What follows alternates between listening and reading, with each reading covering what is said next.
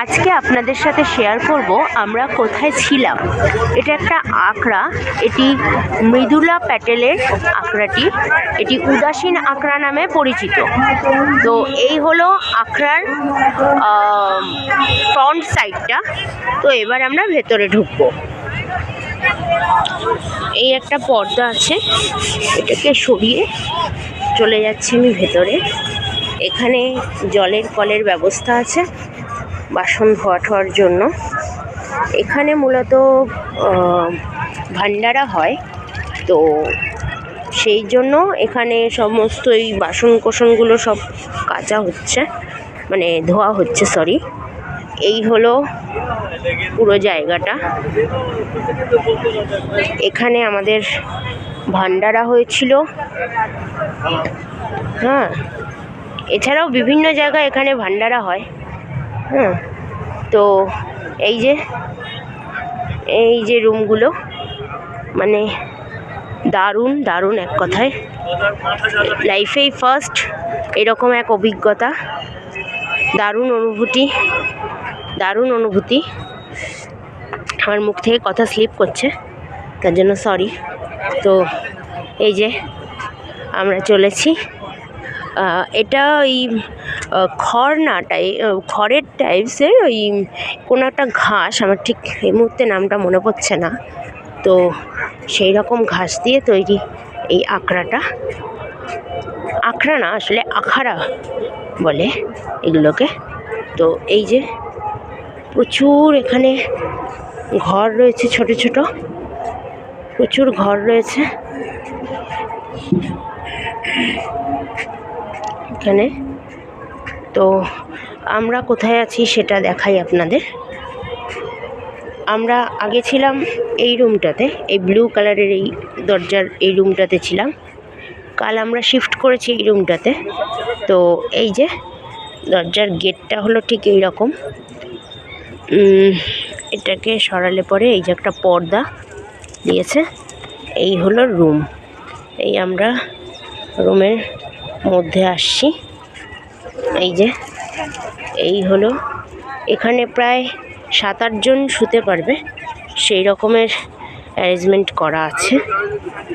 7-8 জন থাকার মতন অ্যারেঞ্জমেন্ট আছে এখানে।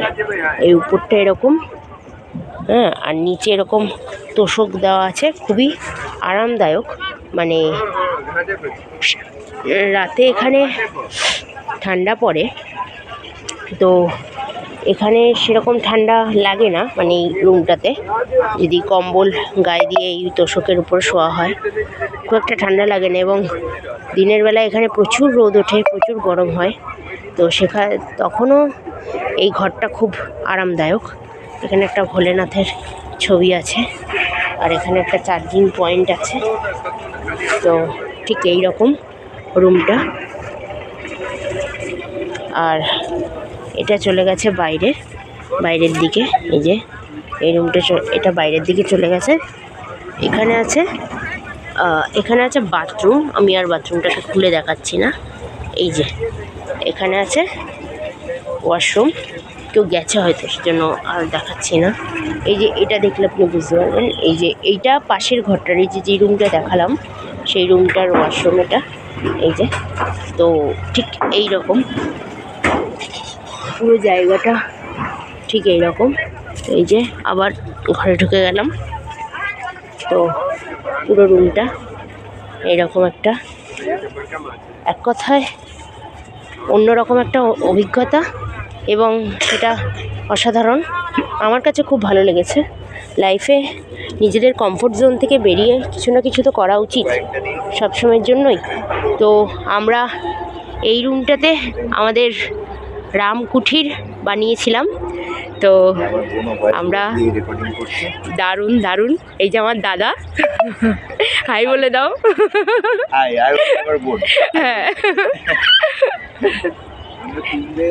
হ্যালো। এই যে পুরো জায়গাটা। তো আজকে এতটুকুই, আপনাদের সাথে এইটুকুনি শেয়ার করার ছিল যে আমরা কোথায় আছি। খুব অন্যরকম একটা অভিজ্ঞতা, মানে এটা না বলে বোঝানো যাবে না। চারিদিকে এত সনাতনীর সমাগম।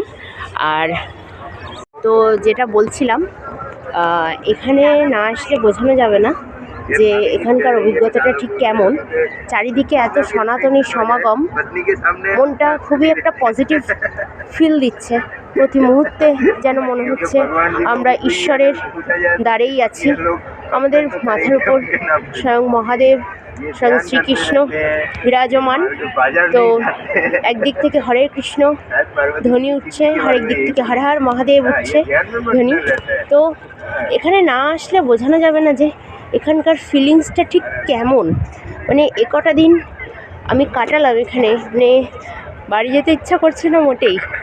ভীষণ ভীষণ মিস করব এই জায়গাকে, স্পেশালি রুমটাকে খুব মিস করব, আর প্রয়াগরাজকেও খুব মিস করব।